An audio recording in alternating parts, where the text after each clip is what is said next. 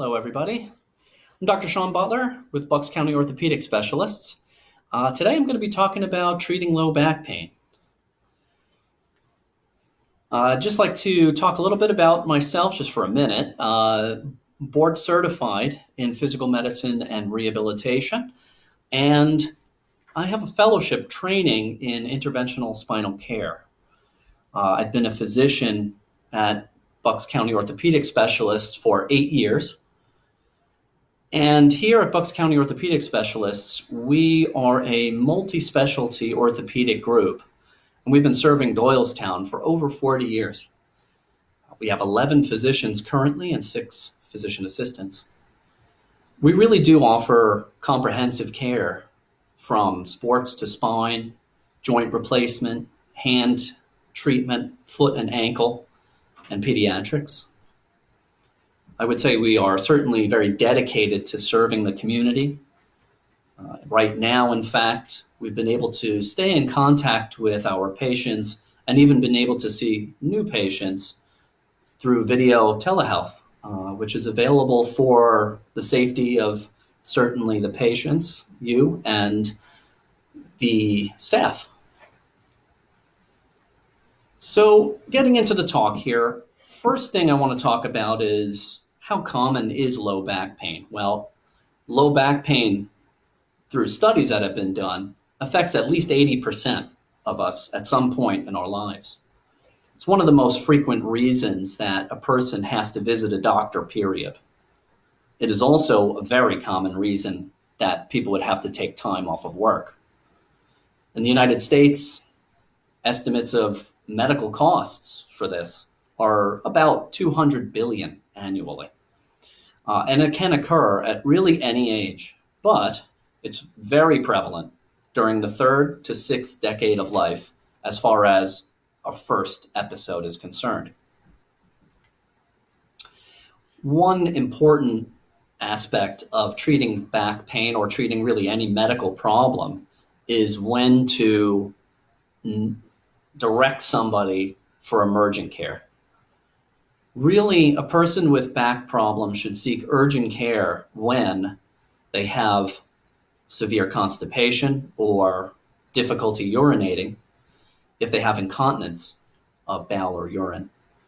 Any rapid progressive lower limb weakness certainly warrants an urgent evaluation as well.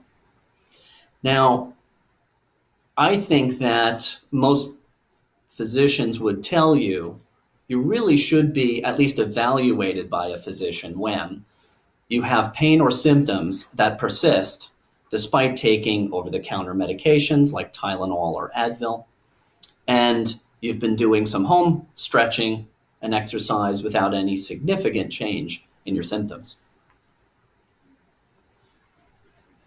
So when we're talking about back pain, one of the most important things to address is the anatomy of the back.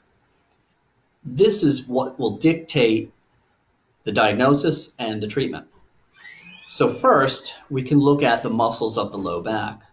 What type of injuries do they have? Well, most commonly, your strain and your sprain type of injury, which we can all certainly get just from doing things around the house. Myofascial pain is also a common reason that people will seek care. It is one that tends to be a little more chronic for most people. Spasms of muscle also certainly will drive people to seek care. Spasm sometimes feeling like a knot of muscle. Other parts of the anatomy we have to consider here are bone. Certainly the vertebrae themselves can be injured. Fractures are common, sometimes from trauma, sometimes from osteoporosis or other pathological reasons like tumors or cancer. The bone is also important in the sense that we have joints that articulate each vertebrae themselves. We call facet joints or zygapophyseal joints.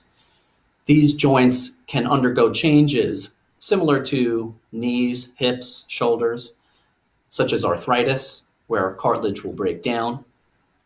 Bone spurs can happen as well, and sometimes those bone spurs will not only cause pain within the joint itself, but cause pain by impinging on other structures, such as nerves.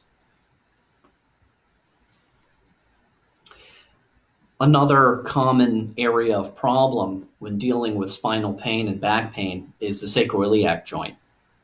This is a joint that is comprised of our large pelvic bone and the four fused vertebrae called the sacrum at the bottom of the spine itself. This pain is a common reason that people will seek treatment, but it's also a common masquerader. It'll look like nerve pain very often, and sometimes will radiate into various areas, including the buttocks, the thighs, but it typically will not radiate beyond the knee.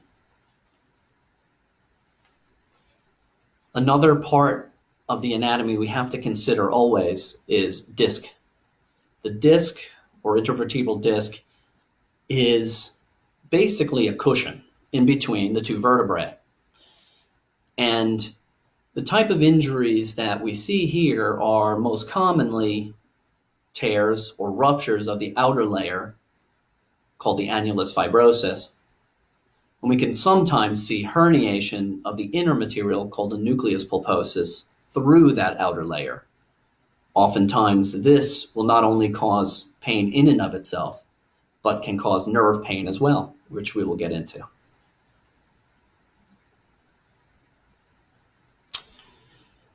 The contents of the spinal canal itself are also important to consider.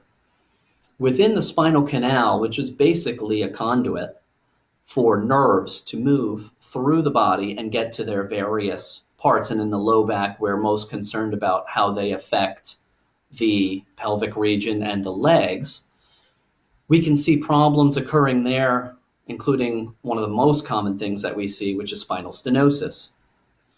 Spinal stenosis simply means narrowing of the spinal canal. And this narrowing will impinge upon nerves at various points. You can have sometimes mild spinal stenosis and yet still have symptoms from it. And some people don't get symptoms until the severe or even critical point. So what types of things do we do that can cause back pain? Well, one of the most common things that we run into here, poor body mechanics. So lifting incorrectly, sitting incorrectly. This is where a lot of people run into more chronic trouble. Lifting, of course, incorrectly can be acute, where you have instant pain, or doing this over a period of time can lead to a more insidious type of pain. High impact sports is another. We see that in football, certainly, very commonly, where we even see people who have undergone impact to the spine over time have a very high incidence of arthritis slightly later on in their lives. There are certainly some other things that have some correlation to low back pain, such as being overweight, although it hasn't necessarily been shown to be a cause in and of itself. Smoking may be a cause of back pain as well, more so from the vessels, the blood vessels that surround the spine. And many times from a healing perspective, if you have a fracture, this may not heal properly if you are a smoker. So now I'm going to talk about what we do when we analyze a problem. When a person comes into my office and asks to see me for back pain, first step is understanding the cause of the problem, understanding the history of the problem itself. So it's probably our most important part. Physical exam can be very important as well.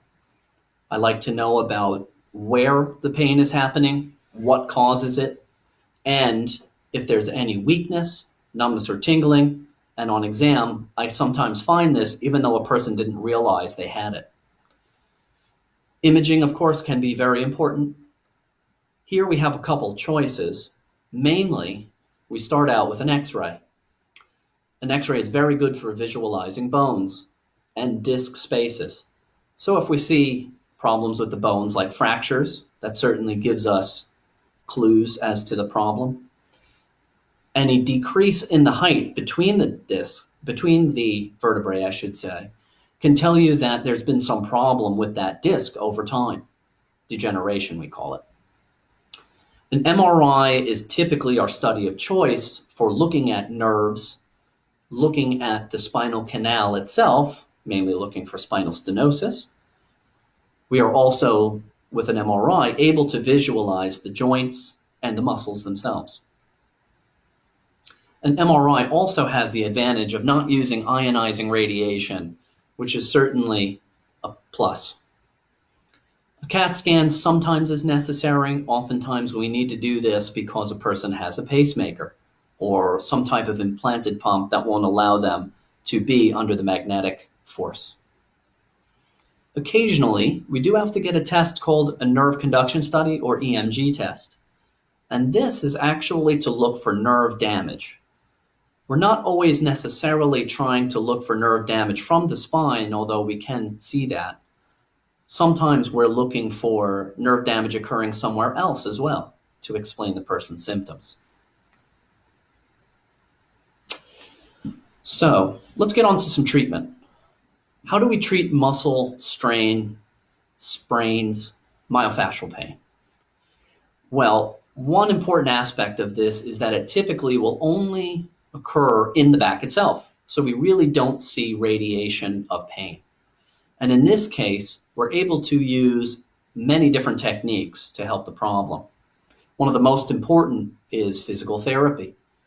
Here at Bucks County Orthopedic Specialists, we have an excellent physical therapy department who know our protocol for treating various back problems. We start, of course, with education. Sometimes a person just needs to know the correct way to lift or the correct way to move in order to help the problem. We also utilize ice, heat, massage. Sometimes we'll need a back brace. And under the direction of Bob Super, we can sometimes get that brace fit for you the same day as your visit. And we're able to make sure that it fits you correctly, which is, of course, one of the most important things about using a brace.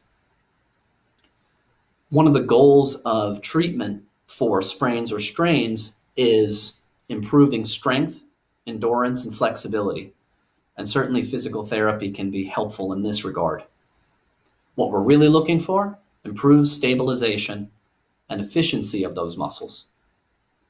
Occasionally, a person will need to use anti-inflammatories.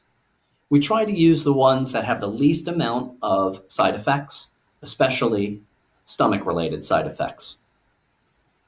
Muscle relaxants can also be helpful in this regard, although they sometimes have side effects such as drowsiness that preclude their use during the day, but certainly during the night to help a person get a good night's sleep. Some of the medications that we use for inflammation are Motrin, Aleve, and some prescription medications like meloxicam or Mobic, Celebrex. Occasionally, we will have to go to a steroid in order to decrease the inflammation because it is so significant. And in that case, we'll use something such as a Medrol dose pack. Some side effects, though, of these medications, upset stomach, again, being one of the biggest ones, but even sometimes ulceration. So it's important that if you start having any change in your stools, that you let your doctor know, as that could be a sign that there's bleeding happening inside the stomach. There is some risk of taking anti-inflammatories, especially for people who have underlying heart disease. People who have kidney or liver problems, if taken over a substantial period of time, can also cause some injury. So we have to monitor these pretty closely. As far as spasms go, there are some other ways we can treat both spasms and myofascial pain. In the office here, we're able to do some local injections of lidocaine called a trigger point. Trigger point injections can be helpful from a pain standpoint, but they can also decrease the spasm. And certainly we use this for both acute and sometimes chronic myofascial care. The discomfort associated with an injection is always a concern, and I certainly understand that. Luckily, the trigger point injections tend to be very, very tolerable. The needle we use is very small, and we are able to even target a few different areas of muscle, and sometimes a person doesn't even know we've done more than one injection. Some of the medications we use for spasms in particular, which sometimes can certainly sideline people, again, it's that twisting feeling of the muscle, sometimes lumpy feeling inside the muscle, but often described as a grabbing feeling. And we use medications such as cyclobenzaprine. Sometimes we'll use medications like Scalaxin or Xanaflex, even baclofen. These are medications that work mainly through the central nervous system, which is why they tend to make people slightly tired, and again, why we prefer to typically use them at night, although they can be sometimes tolerated during the day. We also like to use, when possible, topical medication. This way we are avoiding any type of significant systemic involvement and therefore side effects. So topical medications such as lidocaine, even using ice and heat to the area, especially with a spasm, ice and heat tend to be very, very helpful for it. TENS units can also be helpful. We are sometimes also able to get that for you at your visit through our durable medical equipment specialist. And a TENS unit is basically a way to stimulate the muscle so that we are breaking that spasm. Physical therapy, again, a great way of working through chronic spasms. Now we're going to talk about nerve pain. Nerve pain, as described by many of my patients, is unlike anything else they've ever felt in their life. It tends to be very, very sharp, electrical, burning, very severe, to say the least. Sometimes even prevents people from walking. In fact, once I had a patient come to me who swore he broke his ankle. He came in with crutches. Got an x-ray of his ankle, looked perfectly fine. Got an MRI of his back and found a large herniated disc that would affect the nerves in that area around his ankle. After treating him, luckily had no symptoms afterwards. So nerve pain really is something that we need to get on top of early. There are certainly medications we can use for nerve pain. One that we use commonly is gabapentin or Neurontin. Lyrica is another one that we use very frequently. We're using this really in order to mitigate the pain that happens on a regular basis. This medicine needs to be taken pretty regularly for it to work. It does work very well for diabetic nerve pain as well, diabetic neuropathy. Some of the side effects we see with this medicine: drowsiness, sometimes some swelling of the legs and hands, and occasionally dry mouth with some of the other type of nerve pain medicines. Occasionally, if this pain is bad enough, we may have to go to the medications such as Tramadol or Hydrocodone. These are known as opiate-type medications. We really do try to limit their use, as it hasn't been shown to be very helpful in the long term for the vast majority of people. So we are really very careful about using these medications. Some of the side effects, as most of you probably know, tolerance, even possibly addiction. So it's important that we monitor this very closely.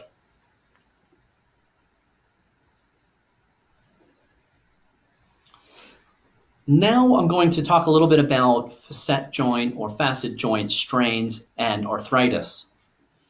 This itself also usually just causes pain in the back, sometimes into the buttocks as well, but usually will not radiate beyond that area. The most typical way this presents itself, though, is with stiffness, oftentimes very bad throughout the morning, and not until a person really starts to move does it get any better. Anti-inflammatories can be very helpful in this sense. Physical therapy, of course, is a great way to stabilize these joints, and it's been shown in any type really of arthritis that physical therapy is a great help to this. medial branch blocks. This is one of our interventional ways of treating arthritis of the joints or sprain and strain of the joints that doesn't get better with our conservative care. What we do is we inject local anesthetic onto the nerve fibers that transmit the pain from the joint itself. We're able to do this under X-ray guidance or fluoroscopic guidance. And we can actually measure how well this works over the period of time of the anesthetic. So it's a very scientific approach to diagnosing the pain precisely. It's usually done in 2 separate injections, and the anesthetics we use are of 2 different durations. Occasionally, we are doing facet joint injections or facet joint injections, and this is done with a steroid. However, this is much less specific. In other words, the body can absorb some of the steroid, so sometimes we don't know if that precise injection helped or it was just because the steroid was absorbed that a person felt better. This is also done under X-ray guidance, and from the medial branch block or facet joint injection, we can then go to another step called a radiofrequency ablation. This is a procedure that is done by cauterizing those nerves that we blocked with the medial branch block in order to disrupt the pain signals. And typically this works for a long period of time, for most people at least 6 months, if not longer, closer to 9 or 12. And it is a repeatable procedure, luckily. Unfortunately, the nerves do grow back, and this will at some point likely have to be repeated. Treating sacroiliac joint strains and arthritis is very similar. We're able to do injections of cortisone into that joint. We are also able to do blocks for that joint as well. And in this case, if those are successful, we can potentially go on to a radiofrequency ablation. This procedure sounds complicated, but it's actually done with no cutting, no suturing, and it is done with a needle that has a small heating element on the end, and this is what cauterizes those nerves. So it can even be done with you awake. Oftentimes, though, for comfort's sake, we will do them with some sedation. As far as sacroiliac joint is concerned, other treatments involved there can be anti-inflammatories. Again, we want to correct the imbalance of musculature around the sacroiliac joint. So really the only way of accomplishing that is through physical therapy and doing the right types of exercise.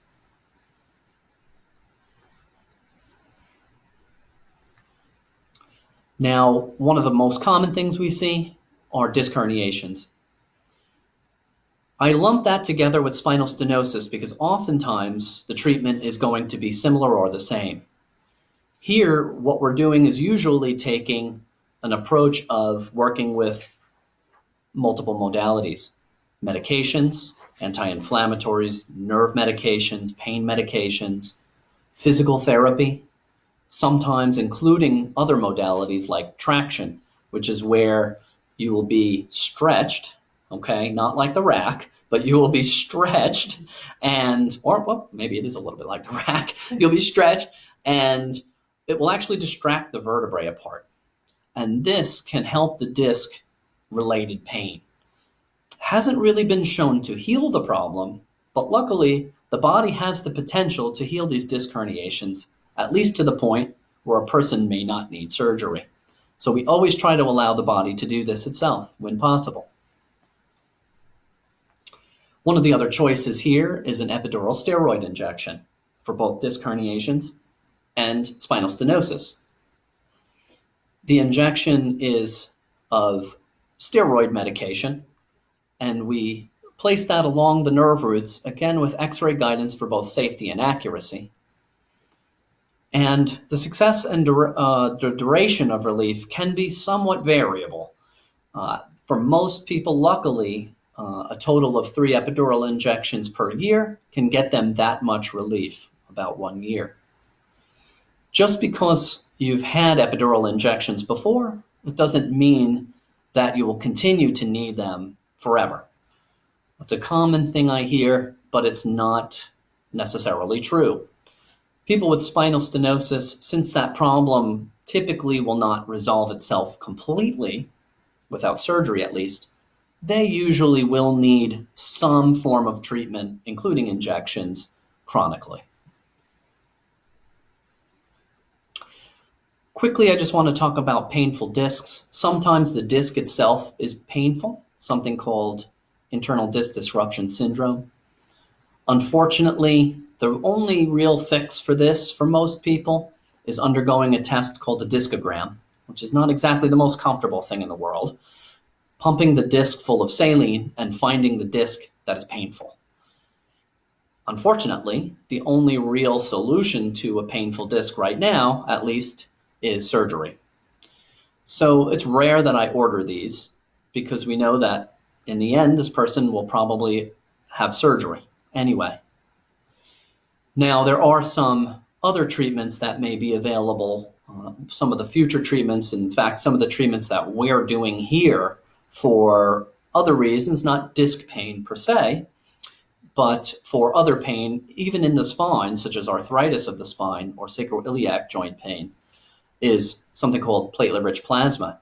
And this is an innovative treatment where we're trying to improve a person's chronic problem without using steroids. We're trying to actually improve the anatomy. And this is using a person's own blood platelets. So literally taking a blood draw and then injecting that after we've concentrated down the platelets with a machine back into the area itself, still under the X-ray guidance. And we've had very good success with this. So if all else fails, what do? Well, we have some choices here. If what we've done so far isn't working, we could think about things like spinal cord stimulators or intrathecal pain pumps, which are ways of controlling pain chronically. Of course, we could have a consultation with an orthopedic spine surgeon or neurosurgeon if surgery would be warranted. Another option now available in Pennsylvania and available here at Bucks County Orthopedic Specialist with my partner, Dr. Stolicar, is medical marijuana. And I'll leave it to him to talk about that, but this is a treatment that's available here as well. So, right now what I'm going to do is answer a few questions. Beverly asks, I am 6 weeks into recovery from an L1 compression fracture. Sorry to hear that. The fall was caused by a sudden weakness which made me lose my balance. I have had similar episodes before. Could this have been due to impingement of the nerve? Well, it's a complex question, really. The fall caused by sudden weakness could absolutely be caused by compression of a nerve. It is common that a person will have pain that will sometimes cause weakness in the lower limbs, and oftentimes this is nerve-related. But it's not the only cause of weakness of the lower limbs. So it's important that you would have an evaluation with a physician for that. The compression fracture itself is something that, luckily for the vast majority of people, will heal without complication. However, if you continue to have weakness of the legs, it is something that needs to be evaluated, as I had stated earlier. Compression of a nerve can happen from the disc itself. It can happen from spinal stenosis. So it's something that really needs to be evaluated. I have another question. Mary Kay asks, how often can you get an epidural steroid injection for back pain? And the answer to that is, the recommendation is, from our spine societies, at least 3 injections per year. This is basically per calendar year. So we do want to be careful with how many of these we offer a person. Steroids can have side effects, certainly, and we want to minimize that effect. Great question, thank you. Nancy P. asks, what can you do for compression fractures? So specifically for the compression fracture itself, you want to treat this with protecting the area mainly. So we want to minimize twisting, bending, lifting as much as possible over the first 6 to 8 weeks. We do want to, however, be as mobile as it will allow us. We don't want to run into other problems like blood clots by not moving around. So compression fractures really should be seen by a physician and should be evaluated so that you have the right kind of follow-up for it. Again, luckily, most compression fractures will heal themselves, but you can use a brace for pain-related symptoms of a compression fracture. So our durable medical equipment specialist, Bob Super here, can fit you for a brace that will help you, especially with activity. Karen H. asks, what type of brace do you suggest for low back pain? Also an excellent question. Back braces are utilized mainly for a person to be able to function with their back pain. So it's important that a person be able to some degree, move around and be able to do things. So a back brace that is fit properly, most important, can provide some decrease in range of motion so that a person is not getting into those painful positions, but can also allow them to do things around the house, do things outside, do what they need to do during the day. So in that sense, the brace itself has to have some type of compression to it. Okay, so again, fitting is very important here. It has to have some type of support for it to really work well. Now, when you're talking about a compression fracture, you really want to make sure that there is support there. A neoprene brace really is not going to allow that type of support. So being evaluated and having a proper fit is very important. Alana B asks, what can I do about pain in my lower back that radiates down my leg? Also a great question. This comes back to nerve pain mainly, especially if it radiates beyond the knee. At first, some stretching, gentle stretching, some exercise, ice and heat, and I really prefer low impact exercise in this case because it can irritate the nerve to do any type of impact exercise. So for example, walking, flat walking as best as possible, elliptical, all good things to do to keep the body moving, to keep the muscles of the back moving and working, but at the same time can help support the area. Anti-inflammatories are often needed, Advil and Aleve. Occasionally, a person may need ice, heat to the area, especially in the low back is the best place to put it. If the pain itself is radiating very significantly and is stopping you from walking, it is important to listen to that. In other words, don't just keep trying to walk through pain that keeps shooting down to the leg. Take a break. Take some weight off of it and allow that to decrease as you take Tylenol, Advil, or Aleve and put ice on the area. And then resume your activity. If it continues despite these things, an evaluation may be necessary, especially if it comes with frequent numbness and tingling or any type of significant weakness in the leg. Thank you for your questions. I wanted to mention that here at Bucks County Orthopedic Specialists, we are open for telehealth.